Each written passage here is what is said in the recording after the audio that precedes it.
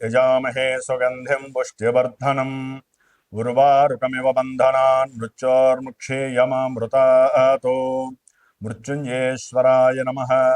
नीलाञ्जनसमाभासं रविपुत्रं यमाग्रजं छायामार्ताण्डसम्भूतं तं नमामि शनैश्चरम्। ఓం శం శనైశ్చరాయ నమః.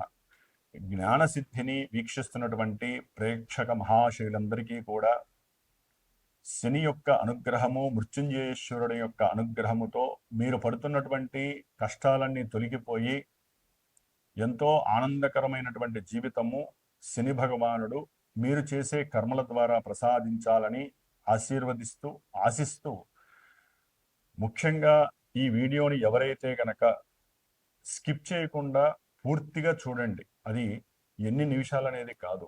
ఎందుకంటే కాలాన్ని శాసించేవాడు, కాలం లోపల మనల్ని అందరినీ కూడా ఇబ్బందులు పెట్టేవాడు, ఆనందపరిచేవాడు శని భగవంతుడు మాత్రమే మనకున్న నవగ్రహాలలో. కాబట్టి ఆయన కొన్ని రాశుల వారికి మేషాది మీనరాశి పర్యంతము ఆయన పరిభ్రమించేటటువంటి కాలంలో ఇప్పుడు మార్పు కలుగుతోంది. జూలై 27వ తేదీ నుండి డిసెంబర్ 11 వరకు కూడా శని భగవంతుడు మీనరాశిలో రేవతి నక్షత్రంలో ఇప్పుడు జూలై 27వ తేదీ 2వ పాదంలో ఉండి వక్రించి అదే రాశిలో ఆయన యొక్క కిరణాల ప్రభావము ముందు రాశుల మీద తక్కువగా పడేటటువంటి సమయం. దాదాపుగా అక్టోబర్ 9వ తేదీ వరకు కూడా రేవతి నక్షత్రం 1వ పాదం అంత్యం వరకు ఉండి తర్వాత తన యొక్క సొంత నక్షత్రమైనటువంటి ఉత్తరాభాద్ర నక్షత్రంలోకి ప్రవేశించి డిసెంబర్ 11 వరకు కూడా కొన్ని రాశుల వారిని అతలాకుతలం చేస్తూ ఆల్రెడీ ఏలినాడు శని అష్టమ అర్ధాష్టమ శనిని అనుభవిస్తూ ఎవరికైతే శని మహర్దశ శని అంతర్దశలు విదశలు జరుగుతున్నాయో, ఎవరైతే మకర రాశి, కుంభరాశి, లేకపోతే మేషరాశి, మీనరాశి, సింహరాశి, అట్లాగే ధనుస్సు రాశి, కన్యారాశి, ఇట్లా ఏలినాడి ఇలాంటి శని ప్రభావాలు ఎవరైతే తీవ్రంగా ఎదుర్కొంటున్నారో వారందరికీ కొంత ఓదార్పుని, కొంతమందికి అంటే భావాల పరంగా ఆయన యొక్క దృష్టి తగ్గడం ద్వారా విశేషమైనటువంటి కారకత్వాలతో ఆయన ప్రయాణం సాగుతూ ఉంటుంది.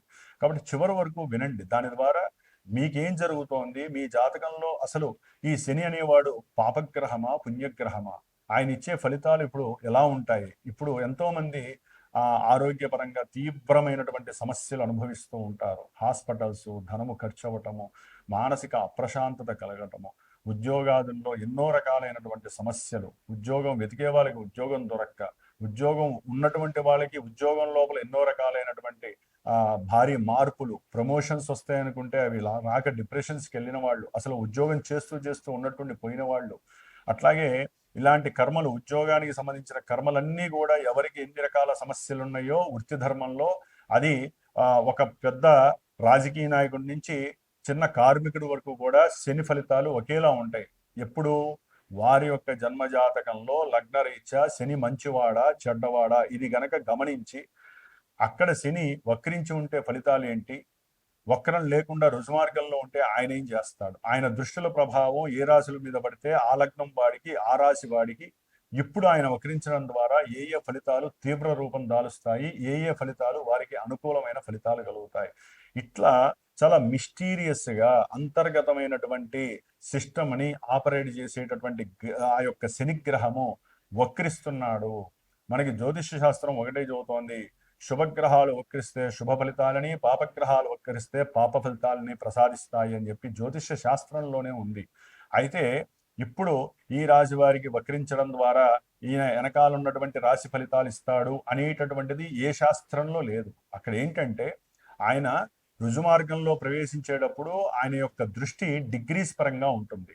అంటే ఇప్పుడు సపోజ్ మనము మీనరాశిలో 20 డిగ్రీల చేంజ్లో ఆయన ప్రయాణం చేస్తూ ఈ 26 వరకు కూడా ఆయన యొక్క దృష్టి మనకి దాదాపుగా వృషభ రాశి 20 డిగ్రీల నుంచి మిథున రాశి 20 డిగ్రీల లోపల రోహిణి నక్షత్రం, మృగశిర నక్షత్రం మీద పడుతోంది. ఇప్పుడు అదే కొంతమందికి ఈ యొక్క శని భగవంతుడు 13 డిగ్రీలు డిసెంబర్ 11 వరకు కూడా 13వ డిగ్రీకి వస్తాడు. ఈ 7 డిగ్రీల కాలంలో ఆయన వెనక్కి వస్తున్నప్పుడు ఆ యొక్క మిథున రాశిలో 20 డిగ్రీల మీద పడేటటువంటి మృగశిర నక్షత్రము మీద నుంచి అట్లా వచ్చి దాదాపుగా అదే రాశి మీద పడుతుంది, అదే నక్షత్రం మీద పడుతుంది. పాదాల మార్పు వలన ఎవరి జాతకాలలో ఏ నక్షత్ర పాదము ఏ రకమైనటువంటి ఇబ్బందులు కలుగజేస్తుందో ఇక్కడ శని అది కలుగజేస్తూ ఉంటాడు. అది తెలుసుకోవడానికి మీరు స్కిప్ చేయకుండా పూర్తిగా ఈ యొక్క వీడియోని విన్నట్లయితే మేషరాశి వారికి ఎలా ఉంటుంది, వృషభ రాశి వారికి ఎలా ఉంటుంది, ఇవన్నీ తెలుసుకోవచ్చు. ఎందుకంటే దీని ద్వారా సపోజు ఇప్పుడు కొంతమంది జన్మజాతకాన్ని చూపించుకుంటారు, వివాహం గురించి, ఉద్యోగం గురించి, విదేశీయానం గురించి, లేకపోతే పిల్లలు పుట్టట్లేదని, లేకపోతే అనుకున్న కార్యాలు ముందుకు వెళ్ళట్లేదని. ఎన్ని సమస్యలు అంటే తెల్లారులేస్తే నాకు ఎంతో మంది ఫోన్లు చేసి నేను ఎన్నో జాతకాలు చూస్తున్నప్పుడు అక్కడ కలిగే ఇబ్బందులు మొత్తం శని వలన కాదండి, వేరే గ్రహాలు దశలు అంతర్దశలు ఆపరేట్ అయినప్పుడు కూడా ఈ యొక్క శని భగవంతుడు ఏలినాటి శనిగా వచ్చినప్పుడు, అర్ధాష్టమ శనిగా వచ్చినప్పుడు, ఇలా వక్రించినప్పుడు మిథున రాశి వారికి శని వక్రించటం వలన ఈ జూలై 27 నుంచి డిసెంబర్ 11 వరకు కూడా మరి కలిగేటటువంటి ఫలితాలను మనం సూక్ష్మంగా గనక తెలుసుకోగలిగినట్లయితే, ఆయన 10వ స్థానంలో ఉండటం ఒకందుకు ఉద్యోగరీత్యా ఇబ్బందులు కలగటం, ఆకస్మికంగా ఉద్యోగాల నుంచి తొలగించటం, ఉద్యోగంలో వీరు అనుకున్నటువంటి స్థాయికి ఎదగలేకపోవటం, ఎంత కష్టపడ్డా సరే అవమానాలు ఎదుర్కోవటం, ఇలాంటివన్నీ కొన్ని జరగడానికి అవకాశం ఉంటుంది. ఇప్పుడు వక్రించటం వలన ఇదే శని గనక మీ జన్మజాతకంలో యోగాన్ని ఇచ్చేటటువంటి వాడైతే గనక విదేశాలకి ప్రయాణాన్ని సూచిస్తాడు, ఉద్యోగంలో చక్కటి విపరీతమైనటువంటి యోగాన్ని ప్రసాదిస్తాడు. అట్లాగే చదువుకునే విద్యార్థులకి ఉన్నతమైనటువంటి ఉద్యోగ అవకాశాలను ఇస్తాడు. ఆకస్మికంగా తండ్రి గారి యొక్క ఆస్తులు ఏదైనా లభించే సందర్భం కలుగుతుంది. అన్ని లాభాలు కలగడానికి అవకాశం ఉంటుంది. ఒక భూమి కొనుక్కుంటారు, ఒక ఇల్లు కొనుక్కుంటారు, ఏదైనా ఆగిపోయిన పనులు ఉంటే అవన్నీ సజావుగా సాగే అవకాశం ఉంటుంది జన్మజాతకంలో యోగించే దశలు నడిస్తే గనక. అదే ఇప్పుడు గనక అయినట్లయితే వీరి మానసికంగా చాలా స్టేబుల్గా ఉండాలి, నాకు ఏది జరిగినా ఇదంతా కూడా నా మంచికే అనుకునేటువంటి అవకాశం కలుగుతుంది. ఎందుకంటే అష్టమాధిపతి దశమంలో వక్రిస్తున్నాడు. దీని ద్వారా వీరికి ఆయుర్భంగాలు కూడా కలగటానికి అవకాశం ఉంది, కర్మ విక్రించే పరిస్థితి. ఎందుకంటే దశమం అనేటటువంటిది కర్మ సాధకం. అంటే వీరు గనక కర్మని పరిపూర్ణంగా అనుభవించలేకపోతున్నాము, మేము ఈ బాధలు పడతలేకపోతున్నాము, అనారోగ్యపరంగా మానసికంగా వేధలు ఎక్కువైపోయినాయి, ఉద్యోగంలో మమ్మల్ని అవమానించే వాళ్ళు ఎక్కువైపోయారు, ప్రమోషన్ గురించి అడిగితే ఉన్న ఉద్యోగం తీసేస్తామని బెదిరింపులు ఎక్కువ అవుతూ ఉంటాయి, ఇట్లా మిమ్మల్ని మానసికంగా ఎన్నో రకాలుగా బాధలు పెట్టి మీ ఉద్యోగాన్ని గెసరబెట్టే వాళ్ళు చాలామంది ఉంటారు. లేదా మీకు ఇష్టం లేని చోటికి ట్రాన్స్ఫర్స్ చేయటం, దాని ద్వారా మీకు ఆర్థికంగా నష్టపోతూ ఉంటారు, శారీరకంగా నష్టపోతారు, కుటుంబానికి దూరం అవుతారు, స్నేహితులకి దూరం అవుతారు. ఇట్లా మిథున రాశి వారికి మానసిక విషయాలలో, ఆరోగ్య విషయాలలో దుర్బలత్వం కలుగుతూ ఉంటుంది. అట్లాగే ఈయన ఈ రేవతి నక్షత్రంలో ఉన్నటువంటి కాలము అంటే అక్టోబర్ 9 వరకు, జూలై 27 నుంచి అక్టోబర్ 9వ తేదీ వరకు కూడా దాదాపుగా చదువుకునేటటువంటి విద్యార్థులకి ఆకస్మికంగా ఉన్నతమైనటువంటి విద్యాభ్యాసం యందు ఆసక్తి పెరగటము, అట్లాగే ఏదైనా సరే వీరు గృహం కట్టుకోవాలి అనుకున్నప్పుడు ఆకస్మికంగా వీరికి కాస్తంత డబ్బు సహాయ సహకారాలు అందటము, ఇలాంటివి కూడా జరగటానికి అవకాశాలు చాలా ఉన్నాయి. కానీ దానికి తగ్గట్టుగా మీరు కృషి చేయాలి. బంధువులతో విరోధాలు పెట్టుకోవటము, వాళ్ళు ఏదన్నా అంటే అవమానంగా ఫీల్ అవ్వటము, నెగిటివ్ కాంప్లెక్స్ జోలికి పోవటము, ఇలాంటివన్నీ కూడా తీసేసేయాలి. మీ అవసరం తీరడం ప్రధానం అనుకోవాలి ఇక్కడంతా కూడా. కాబట్టి మనసులో బాధని మిగుకుంటూ అంతర్గతంగా మీరు ఎంత వేద చెందినా మీరు అనుకున్న పని సాధించడానికి ముందుకు వెళ్ళండి. అక్టోబర్ 9 వరకు కూడా ప్రయాణాల యందు కొన్ని ఆకస్మిక నష్టాలు కూడా జరుగుతూ ఉంటాయి, కష్టాలు ఎదురే అవకాశం ఉంటాయి. మిథున రాశి జాగ్రత్తగా ఉండండి.